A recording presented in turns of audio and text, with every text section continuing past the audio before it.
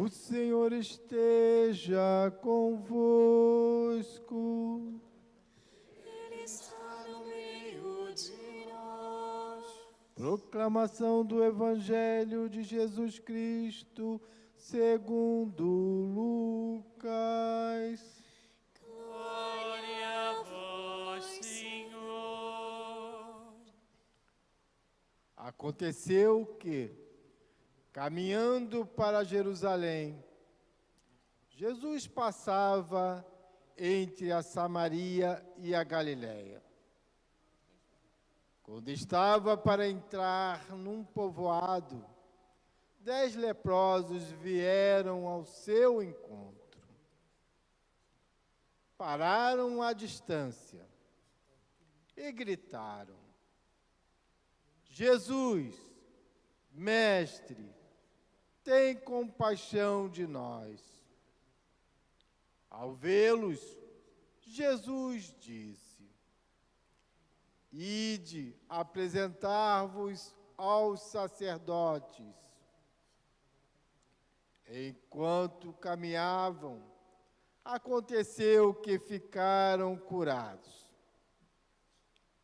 Um deles, ao perceber que estava curado, voltou, glorificando a Deus em alta voz. Atirou-se aos pés de Jesus com o rosto por terra e lhe agradeceu. E este era um samaritano. Então Jesus lhe perguntou: não foram 10 os curados?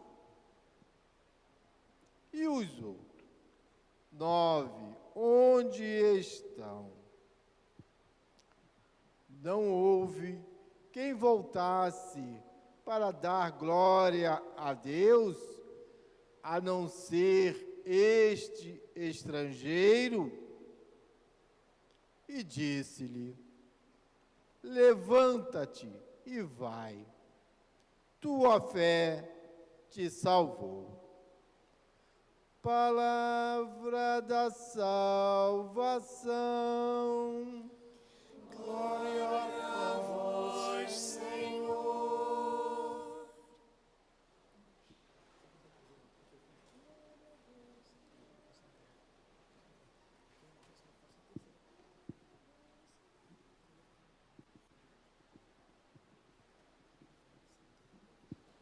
Uma semana já se passou, quando no domingo passado nós estávamos nesta casa do Senhor, na casa de Deus, para nós comungarmos das suas verdades, nós tornarmos fortalecidos e nós driblarmos as dificuldades, os problemas que a própria vida havia de nos colocar, havia de nos apresentar ao longo da nossa caminhada.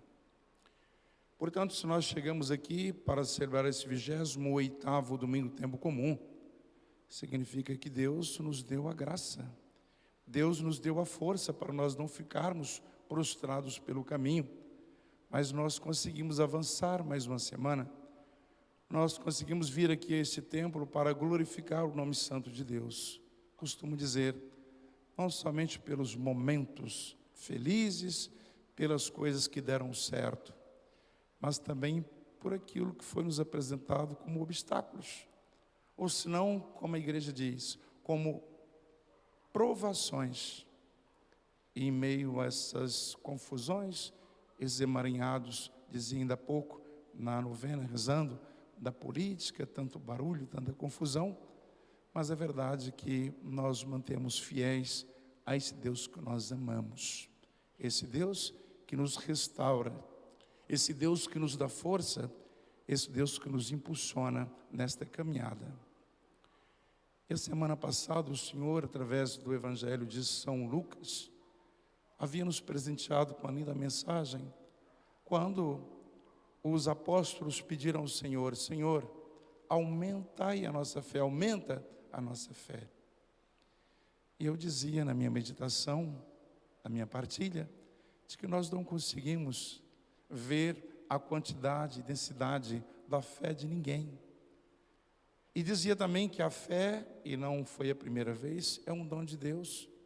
Portanto, Deus é que dá, Deus é que coloca, só Deus pode alcançar o nosso coração, pode alcançar a nossa alma. Nós até podemos ajudar como padre, diretor espiritual, como catequista, ajudar as crianças, podemos ajudar com um conselho, estender a mão amiga ao próximo, mas o coração, conforme nós costumamos dizer, é terra que ninguém vai. Por que ninguém vai? Porque pertence a Deus, é de Deus, o coração é de Deus. E por isso então que os discípulos, os apóstolos do Senhor pediam, aumenta a nossa fé, Senhor. E a minha partilha era isso, era o seguinte, que de fato ninguém pode aumentar. Não se consegue saber qual a densidade, qual então o tamanho da vossa fé. Pode ser que vocês tenham mais do que eu, dizia isso. Mas quando os apóstolos do Senhor pediram isso, porque estava desvendando, estava cada vez mais desenrolando aquilo que haveria de acontecer com o Senhor, que ele haveria de ser escarnecido, haveria de sofrer muito, carregar a cruz, ser pregado na cruz, mas que Deus havia de ressuscitar. Quando eles pedem ao Senhor para aumentar a fé, para eles acreditarem em tudo isso, e não decepcionarem com aquele Deus realizado no Messias, em Cristo, para que eles não esmorecessem, para que eles então não ficassem pelo caminho, mas pudessem andar, porque aos olhos humanos, quando alguém diz que vai ter obstáculos, vão enfrentar muitos problemas, a nossa tendência é desanimar. Por isso que eles disseram, pediram ao Senhor, Senhor, aumenta a nossa fé, para que nós não decepcionemos com o teu messianismo, para que nós não desistamos de ti, para que nós possamos te acompanhar até o pé da cruz, ou até a ressurreição, para que nós não fiquemos para trás. Assim era esta meditação, e assim é que nós hoje chegamos para celebrar esse 28º domingo do tempo comum. No tempo de Jesus, haviam 4 coisas que eram praticamente um atestado de óbito para uma raça ou para um povo. O primeiro seria a pobreza. Eles consideravam que uma pessoa pobre era uma pessoa preguiçosa, uma pessoa que enterrou os talentos, uma pessoa que não soube fazer, multiplicar ou crescer o que Deus lhe havia confiado. Portanto, é considerado como pessoa pobre, ou se não, com a certidão de óbito, porque não acolheu a abundância das graças de Deus, ou seja, não compreendeu a generosidade de Deus. A segunda coisa que levava os próprios judeus a passarem um atestado de óbito era ser pagão, porque não abriu o coração à generosidade de Deus, à misericórdia de Deus ou à conversão. Portanto, o pagão rejeitou Deus, é uma pessoa morta. E de fato, uma pessoa que não tem Deus é uma pessoa que não tem a vida divina em si. Terceiro ponto eram os casais que não tinham filhos, estéreis. Não produziam filho, é considerado como um castigo de Deus, um grande castigo de Deus. Portanto, não terem filhos, estéreis, não foram férteis naquilo que era o multiplicar e crescer e multiplicai-vos, como diz o livro do Gênesis. E a quarta certidão de óbito que era passado para uma raça ou para uma pessoa, seria alguém que adquirisse a lepra. A lepra, ela estava associada a este castigo, não simplesmente porque trazia as feridas, porque segundo as feridas seria uma consequência do pecado. Para os judeus, ter esta lepra não seria consequência do pecado, mas era o pecado na carne viva. Portanto, eram pessoas que ficavam excluídas, eram pessoas que ficavam distantes do povo. E se um judeu que deparasse com um leproso, então eles apanhavam pedras, pedaços de pau, e começavam a tirar, escorraçavam o leproso, porque eles não podiam ter convívio com a sociedade. Inclusive, sabe onde ficavam, onde escondiam os leprosos? Nos cemitérios, porque a ideia também para eles, o cemitério é um lugar impuro. Se o leproso é impuro, portanto, vai se refugiar no cemitério. Não podia ter convívio. A primeira leitura de hoje do livro dos Reis reporta mais ou menos a segunda metade do século IX antes de Cristo. Houve este rei Naamã, um homem muito capaz, governou boa parte da Síria e boa parte de Israel. Portanto, um reinado muito próspero. Tinha tudo, muitos súditos, muitos empregados, os negócios, o país, ou senão a sua área onde ele governava, então com muitas riquezas. Só que, infelizmente, Naamã adquiriu a lepra. Se não era um homem de Deus, não se podia atribuir que era um castigo de Deus, mas no seu pensamento, mesmo tendo sido prodigioso, mesmo sendo tão capaz de governar tantas terras e tanto povo, mas mesmo assim ele sentiu uma obrigação de meditar. Afinal de contas, se a lepra é um castigo, por que eu me vejo nessa situação? Por que eu me vejo nesta realidade agora, com tanta força, mas excluído da sociedade? Apareceu uma israelita e comunicou a Naamã que em Israel havia um grande profeta, Eliseu, que foi discípulo de Elias. Então Eliseu realizava grandes coisas, grandes prodígios, porque o próprio Elias tinha dito: se tu ficares perto de mim, quando eu for arrebatado, todas as graças que Deus me concedeu recairá sobre ti, e tu poderás fazer grandes coisas, até mais do que aquelas que eu fiz. Portanto, Naamã é avisado por esta israelita que ele deve visitar o profeta para se ver livre desta lepra. Enquanto Naamã vai em direção a Elias, ou melhor, a Eliseu, Eliseu manda os seus funcionários a dizer: pede primeiro a ele que banhe, passa naquelas águas, se purifique. Ora, numa ótica humana, o Naamã poderia dizer: nem sequer eu fui merecedor de ser recebido por Eliseu. Fui excluído, e se calhar, certamente passou em sua cabeça, em sua mente. Ele pediu que me despachasse pelo caminho, para eu não aproximar dele. Por um lado tinha razão, porque poderia passar a lepra, porque era contagiosa aos demais, inclusive ao próprio Eliseu. Por isso, à distância, ele é enviado um mensageiro de Eliseu. Pede a Naamã que passa nas águas, seja purificado. Assim que ele mergulha 7 vezes, diz a primeira leitura, então ele tem a pele purificada. Todas as feridas apareceram, ficou com uma pele de criança, de uma criancinha, diz a leitura, foi purificado. Quando ele quis voltar para Eliseu para agradecer, Eliseu diz: não é a mim que deve agradecer, agradece a Deus, eu sou instrumento nas mãos de Deus. E assim, Naamã insistiu, mas Eliseu também insistiu: não posso te receber, porque tu vais me oferecer um agrado, vais me oferecer um presente, e tudo aquilo que realizo é por esse seu servo do Deus de Israel. A partir desse momento houve a conversão de Naamã, já não é mais considerado um pagão, mas um filho de Deus.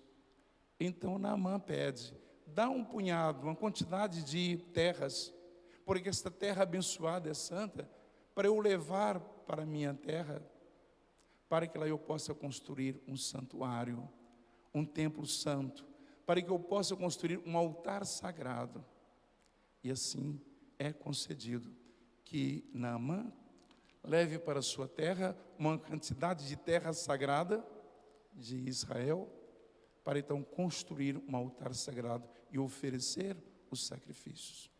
Então Deus concedeu a conversão, a cura antes da lepra, mas do coração a Naamã, que depois foi motivo de tantas e tantas outras conversões, inclusive de muitos e muitos pagãos. O que isso serve para nós? De que nós, ao virmos a igreja, por isso que eu fiz aquela introdução, nós viemos sempre com a intenção de agradecer a Deus, que tenham sido momentos fáceis durante esta semana, que tenham sido momentos trágicos na nossa vida. Tudo deve ser motivo de louvar, de agradecer a Deus. E quando nós viemos à missa, para colocar a nossa oferta, sobretudo o nosso coração, a nossa vida, a nossa alma, na patena e no cálice sagrados.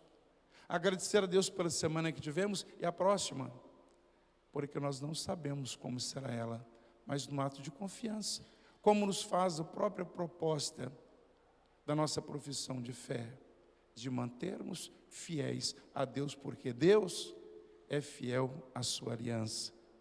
Depois, através da segunda leitura, São Paulo está preso, foi aprisionado. Por um lado, foi acusado pelos pagãos de ser um subversivo, por ser um malfeitor, por isso foi preso. Pelos judeus, por ter sido um traidor. Paulo está no cárcere, está privado de muitas coisas. E é por isso não que ele expressa, embora esteja privado do mundo, eu esteja isolado aqui, mas estou liberto, estou livre pelo Evangelho de nosso Senhor Jesus.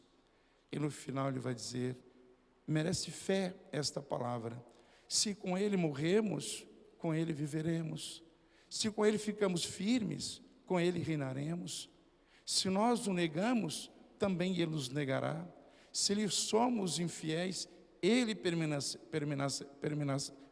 permanecerá fiel, pois não pode negar-se a si mesmo, porque a essência de Deus é ser fiel com os seus filhos ou com o seu povo. Paulo sofre terrivelmente, porque inclusive aqueles que eram seus seguidores o abandonaram, esqueceram dele no cárcere, acusado pelo malfeitor e acusado por ter traído o judaísmo ou os judeus. Sofre terrivelmente, mas na posição da sua fé, seguro de que Deus, através de nosso Senhor Jesus Cristo, jamais o decepcionará, levará à libertação, uma liberdade que é justamente o reino dos céus. Aconteceu que a caminho para Jerusalém, diz o Evangelho, Jesus passava entre a Samaria e a Galileia, quando estava para entrar num povoado, 10 leprosos foram ao seu encontro e à distância pararam e gritaram, Jesus, mestre, tem compaixão de nós. Veja que eles não pediram para serem livres da lepra, porque não é só a lepra que causava grande sofrimento àqueles, mas da discriminação. Não podia ter contato com a sociedade, com as pessoas, conforme dizia, viviam nos cemitérios, viviam distantes. 10, por que 10? 10 na Bíblia é o número da perfeição. 10 é uma conta que abre e fecha. Por isso que é o 10. 10 aqui significa a totalidade. Quando, na verdade, a expressão teológica daqui quer dizer de que a maior lepra, que é a tazana, a maior lepra que aflige a humanidade hoje é o pecado. É o pecado. Portanto, todos nós vivemos esta lepra na nossa própria carne. E quando fecha a totalidade, é para dizer que Deus não veio para uma minoria, mas Deus quer que todos sejam libertos desta lepra. Deus não veio para somente algum número, mas veio para todos. E nós então fechamos esta conta da perfeição do Senhor, o número 10. 10 leprosos procuraram Jesus, gritaram, Senhor, tem piedade de nós. Jesus sabia muito bem a aflição que eles viviam, por serem renegados da sociedade. O que faz Jesus? Porque se Jesus acolhesse, se Jesus abraçasse esses leprosos, ele não tinha medo de ser contagiado, mas muita gente afastaria de Jesus, porque tinha medo de ser contagiados. Por isso então, Jesus pede, vai aos sacerdotes, anunciam a eles. Por quê? Todas as pessoas que tinham uma doença grave naquela altura, para voltar ao convívio da sociedade, era preciso que um sacerdote passasse uma declaração de que ele estava puro, de que agora já podia conviver. Então eles levavam um atestado para apresentar, inclusive a própria família. Por isso que Jesus então pede aos leprosos: não venham a mim, vão os sacerdotes apresentar, porque a segurança de Jesus, que a caminho eles seriam libertos das chagas, seriam libertos então desta doença. E justamente a caminho, todos eles ficam limpos, ficam puros. Só o samaritano. Por que samaritano? Era também uma raça excluída. Era um povo que não tinha salvação. Para o judeu, era a pior raça. Era considerado como um cão. Não tem condição nenhuma de ver na sociedade, portanto, um samaritano era excluído. Só este é que voltou para ter com Jesus. Mas a intenção de Jesus, quando diz: não foram 10, cadê o outro, os outros? A intenção de Jesus não era aqui estar bem na fita. A intenção de Jesus não era receber o obrigado, não era isso. Não foram 10, cadê o outro? Esse voltou para então ajoelhar aos pés de Jesus, e Jesus então apresentar aquele que lhe salvou, Deus, para glorificar o nome santo de Deus. Alguns biblistas, alguns teólogos dizem que os outros não fizeram errado, que eles foram, depois da cura, depois de terem apresentado os sacerdotes com aquela credencial que podiam conviver, eles ficaram tão irradiantes, tão felizes, que eles quiseram voltar para a família imediatamente, porque nem no seio familiar eles podiam estar. Portanto, antes de voltar a Jesus, não pensaram duas vezes, foram ter com a família, porque tanto tempo não tinham convívio familiar, quanto tempo não tinham o abraço do filho ou da esposa ou dos netos, estava excluído tanto tempo. Então foram primeiro abraçar, não estavam errados, mas que depois voltaram para agradecer a Jesus. Então o samaritano foi colocado aqui para dizer que aquela raça era excluída e que eles também tinham o direito de estar com Jesus, que era o próprio Deus, e glorificar o nome santo de Deus. Daí nós tiramos esta conclusão de que ninguém é excluído nesta caminhada. O fato de nós virmos à missa todos os domingos, nós termos o nosso terço, uma proposta, a nossa própria novena, tantas pessoas que ouviam um anúncio, mas que às vezes ficaram acomodados. Não digo somente agora a novena, a intenção do Senhor não é só salvar alguns, muito menos que nós tenhamos a nossa fé um tanto egoísta, um tanto pessoal. O Senhor quer salvar a todos. É por isso então que salvar os 10 leprosos significa salvar todo o mundo. E nós não podemos viver fora da comunidade. Veja o sofrimento daqueles leprosos. Nós não nos salvamos longe da comunidade. Nós somos chamados a viver intensamente o amor de Deus. Veja que interessante. Eles vão a caminho, são 10. Como Naamã também estava a caminho de Eliseu. Não chegou a aproximar de Eliseu. Como também os 10 leprosos não aproximaram de Jesus. Estavam a caminho. O que significa esse itinerário? É enquanto nós vivemos 10 anos, 80 anos, 90 anos, 25 anos. Enquanto nós vivemos, nós devemos estar nesta caminhada, porque a lepra nos aflige, a lepra do desamor, da desunião, das guerras, a lepra da incredulidade, a lepra então da falta de consciência, que a graça de Deus se faz, primeiramente, através da Eucaristia, onde nós comungamos esse Deus na totalidade, e vamos, e somos enviados a ser outros Cristos, ou missionários da Boa Nova, no qual nós comungamos. Por isso então que Cristo os enviou. Vai aos sacerdotes. Significa a nossa caminhada na igreja. Por isso que dizia no início, nós não salvamos sozinhos. Não podemos ter a nossa mania de querermos rezar o texto no meu quartinho, só eu, não incomodo ninguém, e ninguém me incomoda. Vir a missa eu vejo na televisão, é lá meu cantinho, até estou deitado no sofá, tão bem. Tem vontade de beber um copo d'água, vou lá e bebo. Tem vontade de ir ao banheiro, vou. Tem vontade de fazer isso, e estou na minha missa. Está na missa. É tão cômodo. Propõe-se uma novena, propõe-se uma festa de um padroeiro, como me chamam de padre festeiro, eu digo. O motivo aqui não é a festa, mas o motivo é o nosso encontro com Cristo. O motivo é a nossa convivência. Esta caminhada, eu não caminho sozinho, ninguém caminha sozinho. Nós todos caminhamos para sermos curados, justamente da nossa lepra, das nossas imundícies, das nossas teorias puramente humanas. Esquecemos que Cristo quer que nós vamos intensamente à comunhão com o seu corpo e sangue e a comunhão uns com os outros, ou senão com os nossos irmãos. Que assim seja. Amém. Profeta.